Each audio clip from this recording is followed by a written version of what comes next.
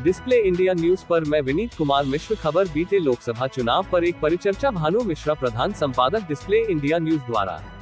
Ayodhya UP को cycle पर लाद ले गए अखिलेश, रघुवंशी योगी की आत्मा को घायल कर गए यदुवंशी। देश विदेश में हुआ साबित, प्रधानमंत्री नरेंद्र मोदी नहीं है तानाशाह और चुनाव आयोग है निष्पक्ष। बीजेपी की हार का कारण जिला स्तरीय नेताओं और स्थानीय जनप्रतिनिधियों की गतिविधियों में छिपा है। सुल्तानपुर, अयोध्या धाम में विकास की गंगा बहाने वाली व राम जन्मभूमि मंदिर निर्माण में अहम भूमिका निभाने वाली भारतीय जनता पार्टी की लोकसभा चुनावों में अयोध्या सहित अन्य जिलों में पराजित होने की संक्षिप्त समीक्षा करते हुए पत्रकार एकता संघ के राष्ट्रीय प्रभारी डीपी गुप्ता एडवोकेट ने गोस्वामी तुलसीदास की चौपाई उद्धृत करते हुए लिखा कि तुलसी नर का क्या बड़ा, समय बड़ा बलवान, ढीला लूटी गोपियां, वही अर्जुन वही बाण।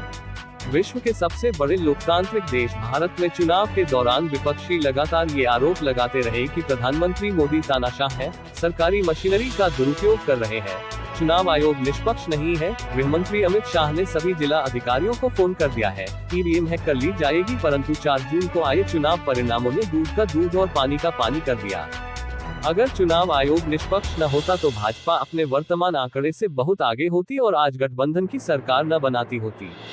लोकसभा चुनाव का परिणाम भले ही अपेक्षा के अनुरूप नहीं आया है, परंतु ये परिणाम नरेंद्र मोदी के लिए अग्नि परीक्षा साबित हुई है, जिससे उनका व्यक्तित्व पहले से अधिक निखर जाएगा।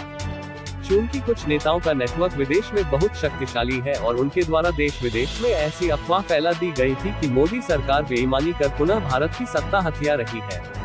ये हकीकत है कि अगर किसी झूठ को 100 बार दोहराया जाता रहे तो वह सच होने का भ्रम पैदा कर देती है।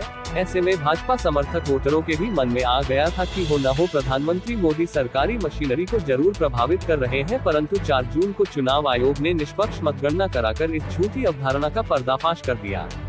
अगर भाजपा तानाशाही करती तो सनातन धर्म के सबसे पवित्र स्थान अयोध्या की लोकसभा सीट पर तो हर हाल में पराजित न होती। इस लोकसभा चुनाव से पूरे विश्व में एक तरह का प्रबल संदेश गया है कि भले ही नरेंद्र मोदी की पार्टी नंबरों की गणित में पीछे रह गई, परंतु वे आज भी भारत देश के करोड़ों करोड़ नागरिकों के हृदय सम्राट बने हुए हैं। वे अकेले इतने प्रभावशाली हैं कि भारत के सभी विपक्षी नेताओं और उनके करोड़ों कार्यकर्ताओं से लैस पूरा संगठन मिलकर भी उनके कद तक नहीं पहुंच सकता।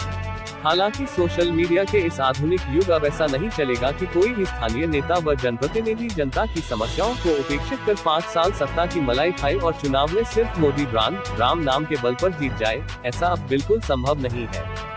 जनता राष्ट्रवाद, हिंदुत्व के साथ साथ अपने गांव मोहल्ले में भी विकास देखना चाहती है। बीजेपी के स्थानीय जनप्रतिनिधि चापलूसी और गणेश परिक्रमा कर भले ही शीर्ष नेतृत्व को गुमराह कर सकते हैं, परंतु अपने क्षेत्र की जनता की बारीक निगाहों से कभी नहीं बच सकते। वास्तव में बीजेपी की हार कारण दिल्ली लखनऊ में नहीं बल्कि जिला स्तरीय नेताओं और जनप्रतिनिधियों की गतिविधियों में छिपा है। भानु मिश्रा, प्रधान संपादक, डिस्प्ले इंडिया।